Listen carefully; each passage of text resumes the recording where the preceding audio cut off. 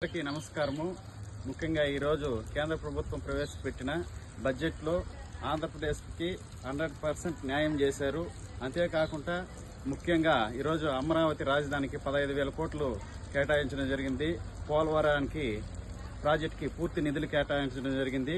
అలాగే మన యువత నైపుణ్య అభివృద్ధికి, అలాగే మహిళలకు సాధికారతకు, అలాగే చెన్నై నుంచి విశాఖ కారిడార్కు పూర్తి స్థాయిలో నిధులు కేటాయించడం జరిగింది. పూర్తి స్థాయిలో 15 సంవత్సరాల నుంచి బీజేపీ ప్రభుత్వం ఆంధ్రప్రదేశ్ అభివృద్ధికి కట్టుబడి ఉంది. 2019 నుంచి 24 వరకు ఏదైతే నిధులు ఇచ్చారో మొత్తం సద్వినియోగం చేయలేదు. సంక్షేమానికి వాడి రాష్ట్ర అభివృద్ధిని తుంటిపడేలాగా చేశారు. ముఖ్యంగా ఈరోజు కేంద్ర ప్రభుత్వం నరేంద్ర మోడీ గారికి కృతజ్ఞతలు తెలుపుతున్నాము. ఆంధ్రప్రదేశ్ ప్రజల 5 కోట్ల ప్రజల తరఫున కృతజ్ఞతలు. మళ్ళీ ఒకసారి